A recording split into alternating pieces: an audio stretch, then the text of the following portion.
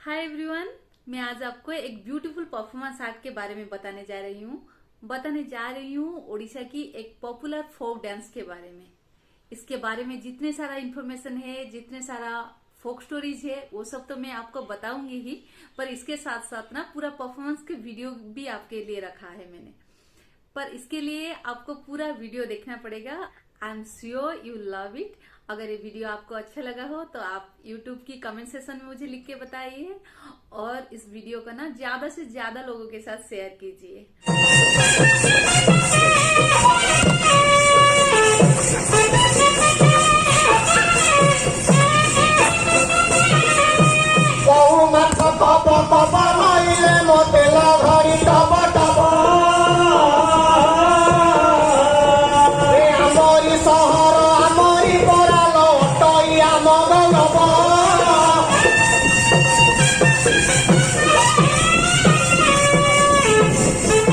ओडिशा की समुद्र तटवर्ती गांव में जो कैवर्त समुदाय के लोग रहते हैं, चैती घोड़ा नाचो उन्हीं का परफॉर्मेंस है। उनका ये डांस फॉर्म शक्ति उपासना के साथ रिलेटेड है। इस डांस परफॉर्मेंस के साथ साथ गाना भी रहता है। गाने में कभी देवी वंदना रहता है तो कभी पौराणिक कहानियाँ, लोकगीत या फिर कभी सांप्रतिक समस्याओं को लेकर भी होता है। जैसे कि अभी अभी आपने जो वीडियो देखा वो सांप्रतिक समस्याओं के बारे में ही था। ये डांस रिचुअल चैत्र पूर्णिमा से शुरू होके बैसाख के 8वां दिन तक चलता है। चैत्र से शुरू होने के कारण इसका नाम भी चैती घोड़ा नाचो है। देवी मंगला इसकी आराध्य देवी है। हमारे यहाँ ओडिशा में जो मछली पकड़ते हैं उनको कैवर्त या केउटो कहा जाता है।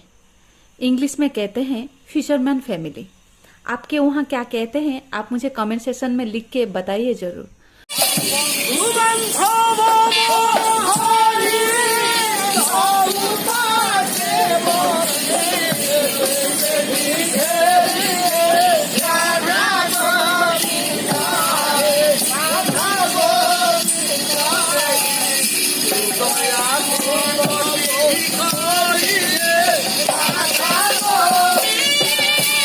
इस परफॉर्मेंस में कलाकारों की संख्या एरिया के हिसाब से अलग अलग होता है। कहीं कहीं पे 2 लोग होते हैं, जैसे कि एक चढ़िया और चढ़ियानी, और कहीं पे ना राउत और राउतानी होते हैं, और 2 डांस परफॉर्मर भी रहते हैं, और एक गायक रहता है जो गाना गाता है, और एक को बोलते हैं पाड़िया जो गाने के बाद ना उसको जो अंत में जो लाइन रहता है उसको दोहराता है। गाना और परफॉर्मेंस शुरू होता है देवी वंदना के साथ और पीछे पीछे जुड़ जाते हैं बाकी प्रसंग। ढोल, जोड़ी नगरा, जोड़ी मोहरी, झुमका आदि वाद्य यंत्र के साथ गाना होता है। इस परफॉर्मेंस में जो घोड़ा होता है ना ये कम्प्लीटली नेचुरल होता है, ना ये कम्प्लीटली मटेरियल से बनाया जाता है। इस घोड़े को बनाने के लिए बांस का हेल्प लिया जाता है। बांस को छोटे छोटे स्प्लिट करके से एक फ्रेम बनाया जाता है घोड़ा का, पर उस फ्रेम को उठा के एक इंसान ही परफॉर्म करता है। उस फ्रेम को प्रिपेयर करने का एक प्रोसेस भी है। जैसे कि कैवर्त लोग देवी मंगला का नाम लेके विधि विधान के साथ एक घोड़ा बनाते हैं। इसके बीच में जहाँ खाली जगह होता है, मतलब घोड़े की जो फ्रेम होता है उसके बीच में खाली जगह रखाया जाता है, ताकि जो इंसान या फिर जो मेन परफॉर्मर है चैती घोड़ा नाचे की वो उसके अंदर में घुस पाए और वो पूरा फ्रेम को अपने ऊपर उठा के अपने से बांध के परफॉर्म करता है। उनको प्रधान नर्तक कहते हैं। चैत्र पूर्णिमा के दिन बांसुरी पूजा और चैती घोड़ा नाच होता है। कैवर्त घर की कुलवधुएं एक डाले में नारियल, केला आदि भोग के साथ साथ सिंदूर, चंदन, काजल, चावल, आमडाल, दिया आदि पूजा के सामान के साथ साथ होमादि कर्म के लिए लकड़ी, घी पूजा के स्थान में रखते हैं। जिस कैवर्त को काम मालूम होता है, मतलब जिस कैवर्त को घोड़ा बनाने का काम मालूम होता है, वो आके बांस को पतला पतला करके उसी से घोड़ा का एक फ्रेम बनाता है, और पूरा फ्रेम बनने के बाद उसके ऊपर रंग बेरंग कपड़ों से सिलाई करके पूरा ढंक दिया जाता है। घोड़ा का मुंह लकड़ी से बनाया जाता है। घोड़ा बनने का पूरा प्रोसेस कंप्लीट होने के बाद घोड़ा का मुंह पूजा होता है। सारी रिचुअल खत्म होने के बाद राउतो राउतानी के बेस होके कैवर्त युवक गाना और नृत्य के लिए तैयार हो जाते हैं। घोड़ा के फ्रेम में मुंह लगने के बाद कैवर्त उसमें जाके फ्रेम को पकड़ के डांस करने लगता है। शुरू होता है पहले देवी वंदना।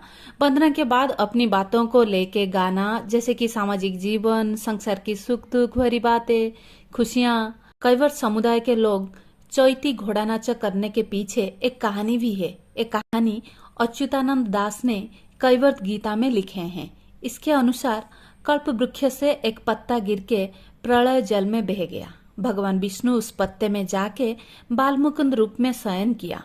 शयन करते ही उत्ताल तरंग से कंपित होके पत्ता अस्थिर होने लगता है, तो भगवान की शयन में बाधा पहुंचा। तभी भगवान अपनी कर्ण गहर से थोड़ा सा मेला निकाल के पानी में फेंक दिया। उसी से जन्म लिए दास राजा। वो जब उन्होंने उनका काम क्या है भगवान से पूछा, तब भगवान ने उनके हाथ में एक लकड़ी पकड़ा दिए। दास राजा उसको पकड़ के पत्ते की श्रृंग में बैठ के तरंग को स्थिर करने में लग गए। विष्णु एक मत्स्य का रूप लिए। प्रलय का अवसान भी घटा और सिंघल द्वीप का जन्म हुआ। जिस कल्पवट की पत्ते पे विष्णु शयन किए थे, वो एक फीमेल अश्व का रूप ले लिया। फिर विष्णु के आदेश से विश्वकर्मा ने एक नाव भी बनाए। नाव और अश्व को लेके दास राजा सिंघल द्वीप चले गए। दास राजा सिंघल द्वीप का राजा बन गए और नाव से वाणिज्य करने लगे।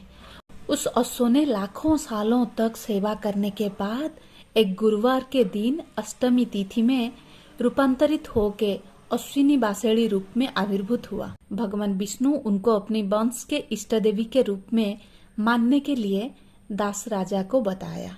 उसी दिन से बासेड़ी कैवर्तों की इष्ट देवी है। चैत्र पूर्णिमा उनकी जन्मदिन है। यह मानना है कि कर्ण से दास राजा का जन्म होने के कारण से उनके संप्रदाय को कैवर्त कहा जाता है। लोकल परफॉर्मेंस आर्ट के पीछे भी इतनी सारी कहानियां हैं।